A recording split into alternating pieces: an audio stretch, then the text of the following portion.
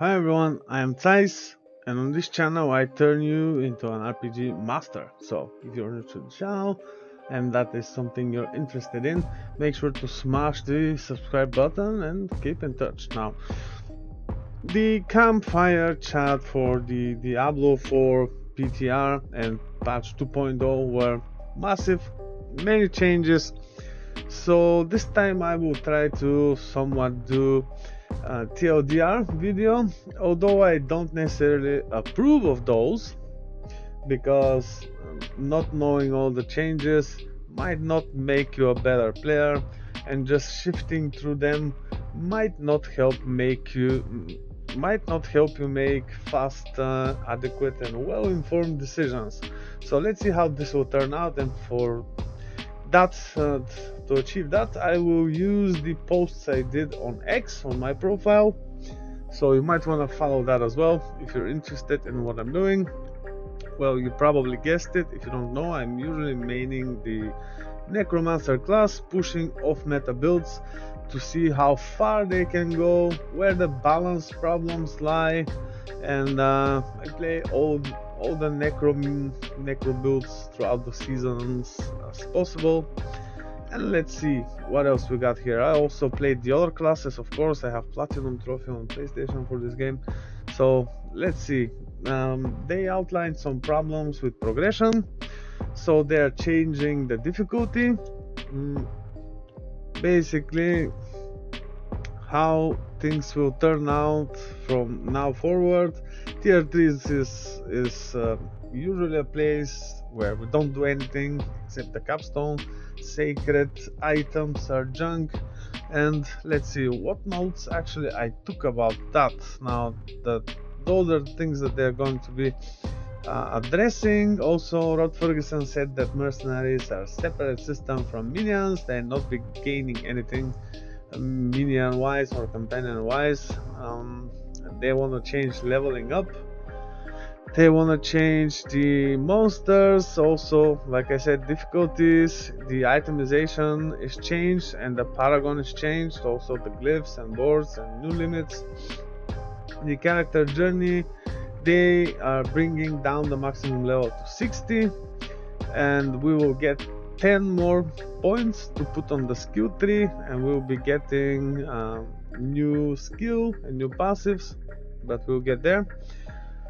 Okay, the new difficulties will be hard, expert and penitent, and then a couple of torment tiers. Okay, they will be changing numbers across the board. In this case, especially health, damage and armor have been adjusted, like they say. More on the paragon. Let's see, character journey. Outing will be much easier now. Systemic monster formula creates a smoother challenge experience across all content. So everything will also scale across those difficulties, not just the health type.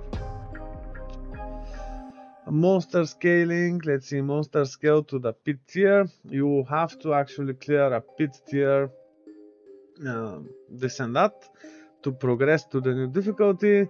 They will be adding new difficulty selector, not just on Kiowa Shat on the statue, so that's gonna be a good thing. I think I mentioned it above. Monster mechanic across the board have been adjusted to afford player momentum throughout combat instead of slowing them down, so even less CC and adjusted CC. The boss HP is also adjusted, less one shots, which is kind of weird to me as a hardcore player. I want to see how that will go. They were discussing also the current difficulty and why it is not good, basically because of things I already mentioned. Let me relight that one because it kind of failed on me. Okay, now the difficulty is going to be tied to the pit, like I said. 5 pit tiers per standard difficulty: normal, hard, expert and penitent. 15 pit tier per torment difficulty, and this is well outlined here. we will have to maximize it maybe. Difficulty gate, the pit unlocks at character 60, level 60. Pit tiers associated with the standard difficulties immediately unlock. So including the Torment 1, pit tiers 1 to 20. Okay. Pit tiers beyond 20 must be unlocked by progressing. Completing pit tier that matches the Torment tier unlocks the Torment tier, which we could see right here. So difficulty tier: normal 1, hard 5, expert 10, penitent 15, torment 1, 20, 2, 35, 3, 50, and also 4 is at 65. The highest pit tier was reduced to 100, so we'll see how that scales now. There's not gonna be 200 anymore. Smart key system: the non-pit activities will be tiered based on what tier you are here. You could open one and it's gonna be adjusted to that. Those are gonna be like dungeons and stuff, which is, I believe, a really decent change in progression. So here we are with the difficulty separation and the new challenge model. Already mentioned that one. Not progression locked. Vanilla Diablo difficulty tiers opened as progression tiers. New difficulty tier system aims to be player guided, so we can pick our own difficulty based on our current character strength, right? Reward scaling is the same: more gold, more experience, and more efficiency on the higher ones. So those are the normal, hard, expert, penitent. They also have torment 1, 2, 3, 4. I didn't take a screenshot of it. Anyway, the itemization is also changed, so now we'll have item power ups to 70-50, but ancestrals will be also available. They will always be with greater affix, and they can be up to 800. Okay, let's see. It was displayed here. Always greater affix item power up to 800. Okay, now let's move on to the paragon change. Don't fail on me. Load, please. Glyph rank rework. Glyphs can be up to level 100 now.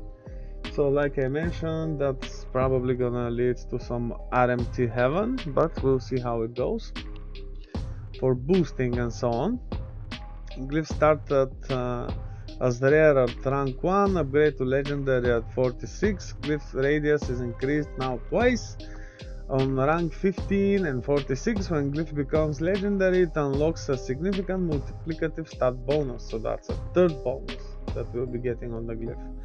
I was talking about glyphs before and how possibly they should bring more upgrades to them. Well, now there we have it. Okay, moving away from nightmare dungeons to level the glyphs. It's going to be in the pit. It's not going to be with XP. It's going to be with upgrade attempts, which might fail. So what a bummer, huh? Attempt based rank upgrades guarantee success if 10 pit tier difference or more compared to your glyph level, right? Bonus ranks if 20 pit tier difference or more. Okay, Paragon, glyph updates. What else did I mention here? Glyph leveling now, okay, in the pit with RNG, yep. Paragon realm partitions. Okay, realm based Paragon points. Now it will be Diablo 3 style Paragon in a sense of that they will be for all characters. So you do it once on hardcore, seasonal hardcore, for example. And for all the seasonal hardcore characters, you don't have to grind the Paragon points again. So that's pretty neat and very useful for outing, right? Okay, they stay latent until you reach max level, at least. Once you reach max character level, you can boost your power significantly. That's gonna be really good. Max Paragon points can earn through experience is increased to 300, not including the ones from the renown, and we're going to get new renown progression in the expansion in the new region of Nahantu. So looking forward, definitely. Paragon boards change as well. Max Paragon boards are now limited to 5 with the main board. Okay, so yeah, on live is the best strategy to aim for as many glyph slots as possible. Now that's not gonna be a thing anymore. Players may equip up to 5 Paragon boards, including the starter board, right? So we'll be kinda limited, and depending on the build, we might just have to do different pathing, like choose different paths to the glyphs, and combining different skills from different schools of magic, for example, the sorcerer, the necromancer, or different type of abilities with different attacks might prove a little bit more difficult because they change the paragon boards themselves. New board for each class. Every class gets a new board. They look similar. Some of them nodes on this new board are class specific. Some of them are general, like +2 resistances and so on and so forth. Tuning, each board has been tuned to the major progression updates in mind, so some of those changes I already commented live on my previous live stream. They seem pretty good, but we'll have to play test and verify because it will drastically change the way we do Paragon now. Torment tiers would actually be significant jump build difficulty, and also that means at least more fun for me, I think. So it might be something like the scaling in the Infernal Hordes, 20 levels that we see now from tier to tier, and the change is dramatic, like significant. Okay, tempering updates, they are adjusting recipes all over the place, so new affixes, double damage, chance to hit twice instead of cast projectile twice, and some effects, some affixes are removed from recipes and grouped in another way. Offensive tempering affixes are additive damage, for example. So there's also this thing, size and duration affixes move to utility, so it will be easier to hit them if we need to. New limits to tampering. Tampering recipes limited to only 4 affixes at most. Finally, they realized that Diablo 4 ultimate skills get ranks now. That's gonna be a thing. But we get 10 more points to use on this Q3, so that's gonna be good. Increase damage and reduces cooldown, that's the main benefit from points. So in effects which provide skill ranks would only benefit the ultimate that you picked, for example on the Harlequin Crest Shaco, so that's gonna be a thing. Yeah, only if you already learned the ultimate in the skill tree. So this is to prevent us to use more than one ultimate. Some changes are coming to the classes. Everyone, like I said, every class is getting new skill, new passives. In this video I'm generally gonna skip the classes I do not main, but I will leave a link in the description so you can actually review those things if you want. I discussed each of them because I played the other classes during my live stream, so you might wanna go check that. I decided not to do a full video on this because it's probably gonna be like a 3-hour video, which probably not many of you will even bother to watch. So why waste my and your time, right? Let's get to the necromancer here. The new skill we are getting is an ultimate. It's going to be AoE ultimate basically, which can give us barrier in this case and also make enemies vulnerable. Doesn't do much damage, but I guess it's easily scalable. We'll have to see. how that goes. Now, this will also increase our damage. The weird thing on it, it's not only shadow skill, probably because those are the least utilized skills on the necro, but it also deals only 65% of weapon damage, so it will have to be worked on with the new unique and the new passives, which are actually really great for the necromancer. For example, this one, necrotic fortitude, your damage has up to 5% chance to grant barrier for 5 for your maximum life, 5% of your maximum life. Affliction, that's really good. Affected enemies affected by vulnerable, crowd control, or shadow damage over time are inflicted with it and increase your damage. So finally, some other way to scale damage over time builds besides critical strike chance, which might be counterintuitive for some of you because we know damage over time cannot crit, but Shadow Blight itself on the Shadow Blight passive can crit, and also the Blight projectiles on the Necro can crit, which drastically scales their damage.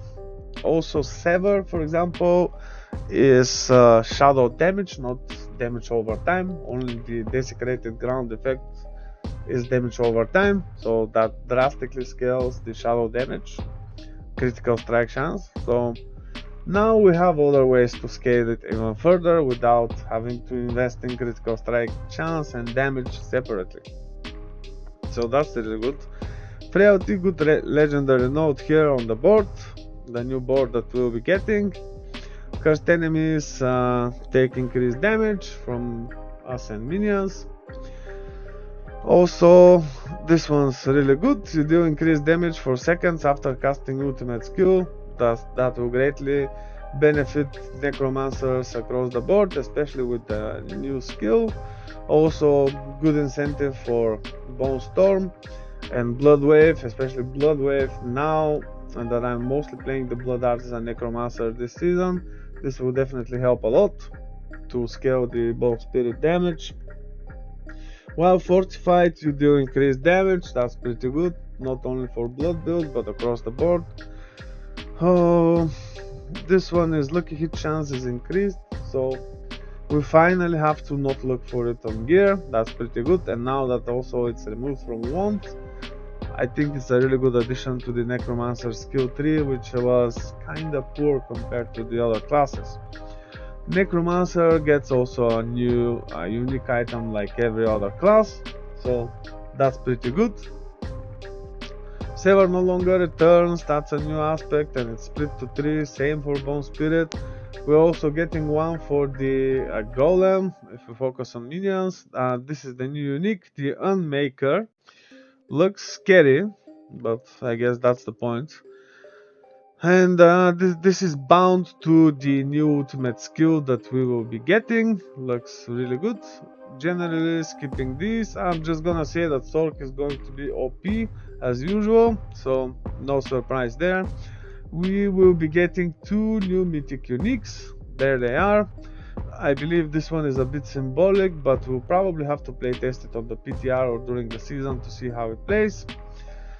Okay, there's also a new helmet, but it's more effective in group play because you can steal this effect also from other players. So I guess lone wolves like me are kinda fucked. The usual Blizzard attitude against solo hardcore mode enjoyers. Anyway. More quality of life is coming to Diablo 4. Players can now select their preferred town portal, which is good. Dungeon key inventory tab for things like nightmare sigils, that's really good. Normal monster crowd control has been reworked. For example, stun becomes immobilized, knockdown becomes knocked back, which is much better. Werewolf leap attack no longer dazed but knocked back, so unstoppable might not be a thing anymore. I would probably still keep using Metamorphosis because of the mobility it grants the character. Necromancer is known for not being very mobile and versatile in this area. It was never a mobility class, but compared to all the other classes in Diablo 4, I think it's just fucking terrible. Especially with the new class coming in, Spiritborn, which can not only be strong, tanky, fast, can block and have damage reduction and all that and everything, it can also be incredibly fast. While us necromancers, I guess, in this game, not in real life, right, we could be quite fucked by Blizzard this time again. Although we get some significant updates to the skill tree and the Paragon that I'll discuss a bit later. Monsters with long death animations now die instantly. Like I said, this could be really dangerous on hardcore, especially for the spider host, which bursts out, and we all know how this poison drastically reduces the health orb, right? Destroys our health. So damage reduction from damage over time, that's gonna still be a must to use. For example, Bloodbath, we'll see if it's still there. Okay, quality of life, more quality of life. Come on. Socketable inventory tab we'll be getting also plus one more stash tab, not 51, just one. Dungeon midpoint holdouts removed have been replaced with monster packs, so dungeons gonna be faster. Handful of dungeons have had their procedural logic updated to increase the variety of layouts, which is, I don't know, it can barely be noticed in general, but let's see when playtesting it. Level up and Paragon points notification now shows how many points. This thing above the resource orb. Now they've been talking rune words because rune words are coming to Diablo 4. Now, while this is not new news, right? Because there were rumors about rune words before, they were data mined, and the only difference is we just got a little bit more information, but they will work as suspected before. We'll just combine two. One of them will trigger the effect, the other one will provide the condition too. So here they were talking about rune words, history, and the enigma, which grants us teleport. And I recently talked about how this would be great, so I kinda overheard what was going on in the office of Blizzard Entertainment, I guess. So rune words, let's focus on this a little bit, right? Rune words specify actions from the player to trigger. Runes of invocation grant powerful effects as a result. There's also even teleport, so everyone will be able to teleport now. Swords might not be the OP thing anymore, but I still believe they could be with good cooldowns and stuff.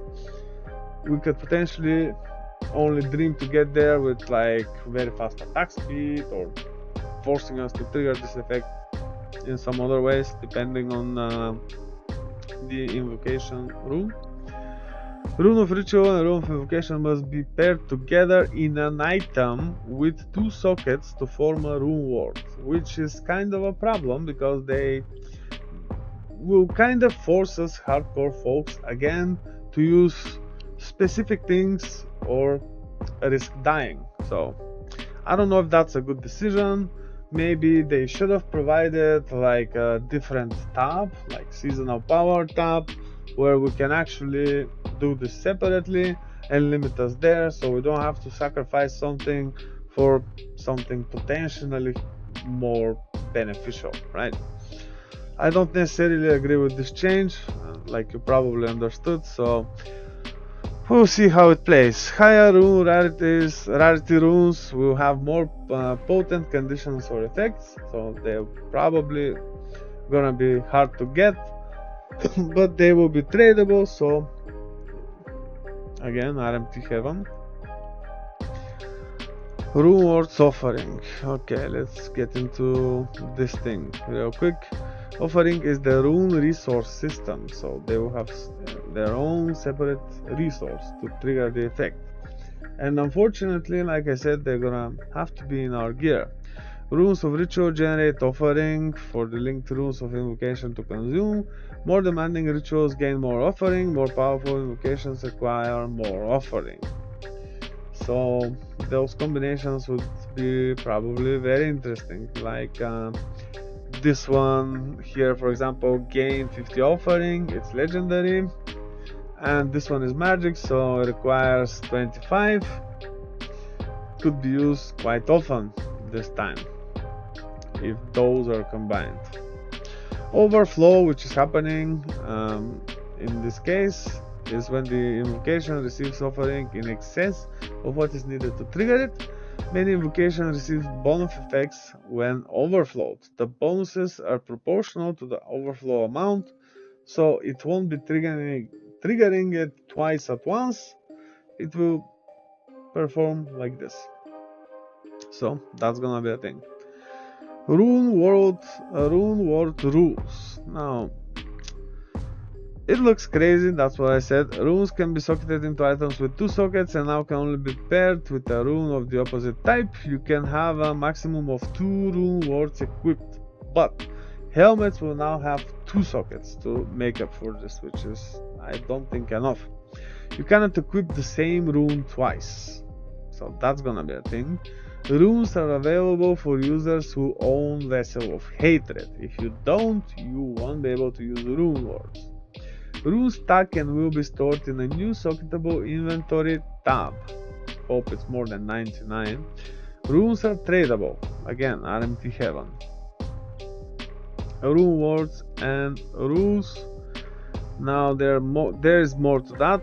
Let's see. Rune drops and rune crafting will be unlocked during the Vessel of Hatred campaign. So this is a must do. The first thing we need to do during the campaign, when the new season starts, that's probably gonna be the new campaign progression and also the new renown progression. So get this done once and be done with it, never get back to it probably. So all other characters could benefit from it. Now they can also be retrieved from drops. The runes will drop throughout the game as a loot from enemies, drop at higher rate in the Undercity. So that's probably gonna be a place to go. Now my problem with this, as you can see, is they are used on gear pieces. So what do we see here? Very low values for life and armor. They said they're gonna adjust those things, so they're probably gonna be new caps, new live variations that should be looking for. I don't know, we'll see how this goes. Rumors look like not much worth it after all. I don't know, we'll see actually, because combinations are too many and we'll see where it leads. But there are also some with life, like I said during the live stream when I read through all the effects.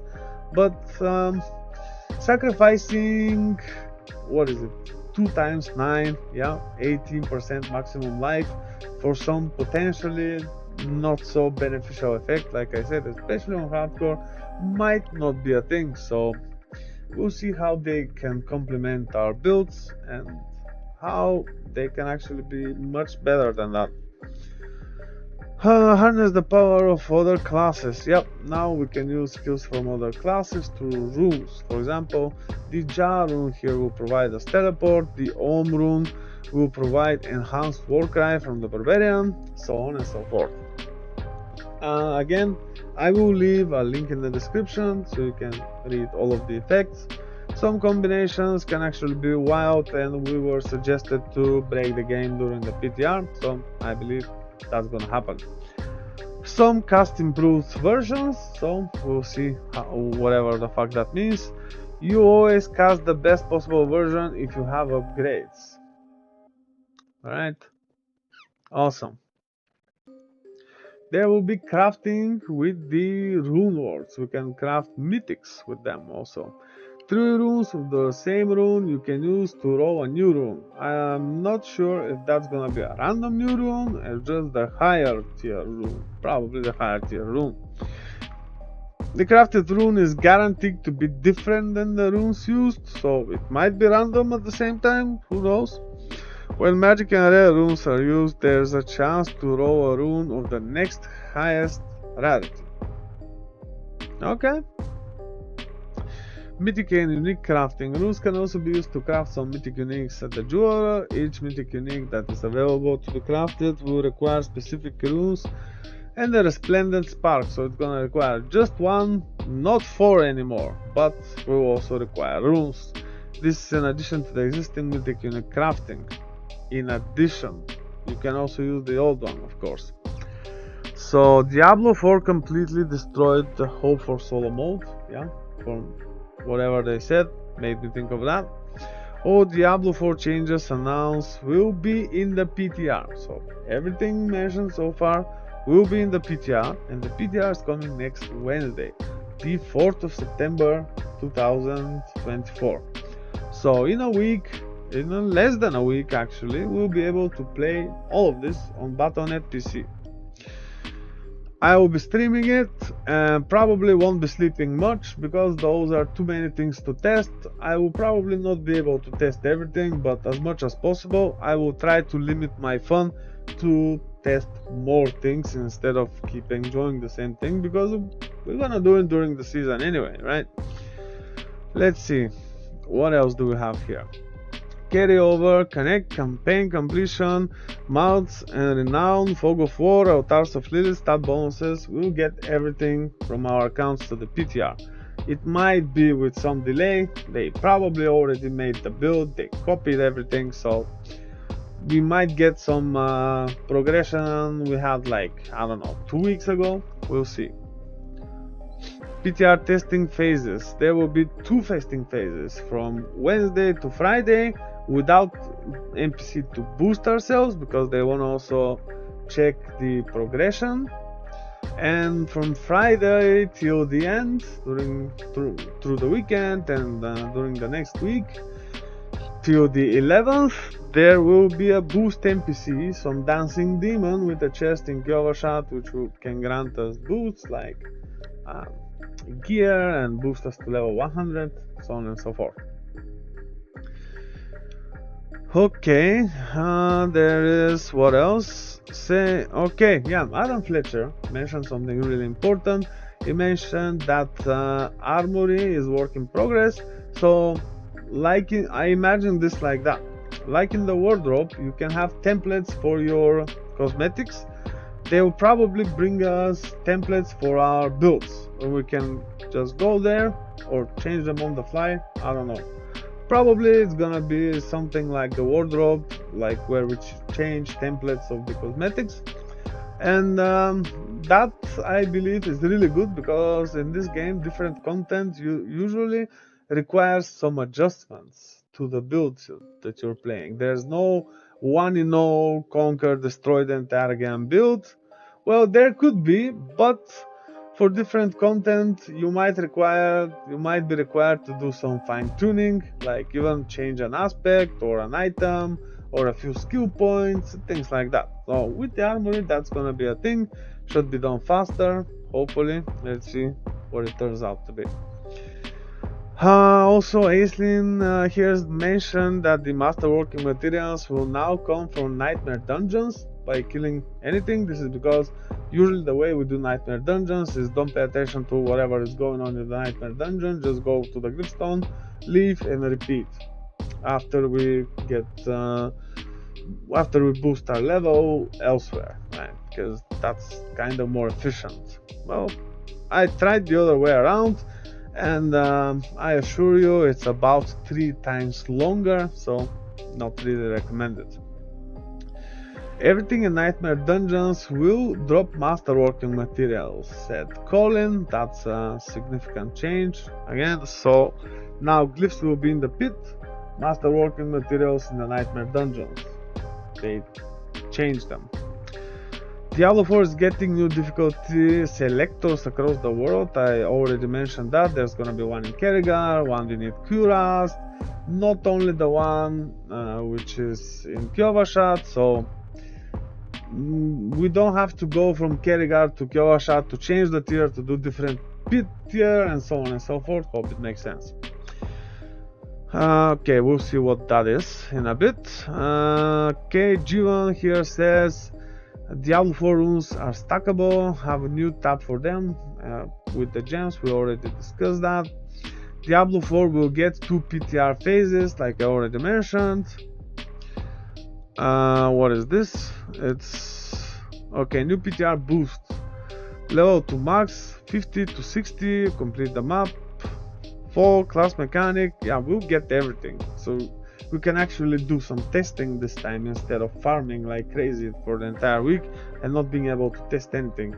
I guess in the previous PTRs, like I mentioned, that is what they wanted us to test, how's the progression level, because they don't want us in this game to destroy it in like 1 or 2 days and be done with it, like it was, for example, in Diablo 3, Diablo 2, so on and so forth. In Diablo 1 there's even a run for just a couple of minutes, obliterating the entire game. Anyway, I've done similar stuff. Actually, my fastest nightmare dungeon run was like 45 seconds. It was tier 3 and I was level 96. You might want to check this on my channel. So probably they just don't want us to do those things. Anyway, we'll be getting anything on the PTR, so we don't have to farm it, and we should be able to get straight to testing, which is really good. I made a mistake here. It's not on the 5th, it's from the 4th till the 11th. Whatever, right? Trust no one. Okay, they also said Infernal Hordes will not be in the PTR, which is coming, but it's gonna stay in the core of the game. It's just not gonna be for the PTR. And I've here discussed some changes. I posted about some changes coming to all classes. Let's see. For example, this seemed important. Life generation affixes now trigger at full life to contribute to over healing effects. For example, temerity or untimely death aspect, stuff like that.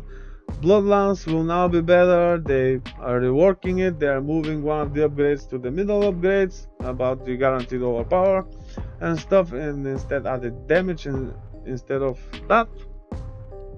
Blight will also now chill, for example, it's going to be reworked. Transfusion now seems to be really good. The cooldown is reduced, more blood orbs. Death approach, a bit more movement speed, but I don't see how that will help. Basically everything above 165 is good. Cursed Aura now clarifies it can't benefit from Cursed Size. That was never a thing. Corpse Explosion will look better now because of especially the Mortacrux. Blizzard, yeah, chance to Bone Spirit to deal double damage. So it's in the billions now, in like the 2-digit billions. So imagine that. Instead of nerfing Bone Spirit to the ground and buffing Ossified Essence again, so actually the other Bone build, yes, Bone Spear, could actually be in par with it or something. Probably never gonna happen. I believe it should deserve more power, although the mechanic is way different how it's played, and it could be good for leveling and like to respect to spirit in the extreme difficulties where a lot of damage is required, although spirit is kind of a squishy build and hard to work with on hardcore. Not gonna be a thing. You're probably not gonna see many do it. Even I avoid doing it. Let's see, finally a good decision. Yeah, Corpse Explosion damage removed from Shadow Finesse, for example. Bone Spirit damage removed from Bone Finesse. Blight Slow Potency Tempering affix changed to Blight Chew Potency because of the new change on Blight. Necromancer finally gets DR on the Paragon board. It's not gonna be just to DR to damage over time, and probably new changes in the paths we use for boards will be required because some nodes are being swapped as well. Bone Graft is also changed. Scent of Death is changed. Flesh Eater was changed. The numbers look a bit funny, but we'll see how it goes. Bloodbath board It's also with damage reduction. Shrine updates. Shrines are not going to be nerfing you anymore, especially this conduit shrine. It's not going to. You can pick it up now. That's the thing. You can take the effect. It won't be bad. Loot updates. All unique items now have single boss target farming, so we don't have to necessarily shuffle through bosses, to specific bosses to get specific things. That is good. And yeah, I guess that's it, folks. Those were like the major things. Again, I will leave a link in the description to the stream where I discussed this for hours in case you want to watch it for some reason. I'll also leave a link to this account on X where you can follow me. I will also leave a link in the description to the entire 17,000 word patch notes if you want to read them in detail and analyze on your own. Hope you enjoyed this one. I don't want to waste more of your time. I'll see you on the next one. Zeiss out. Take care. Stay safe.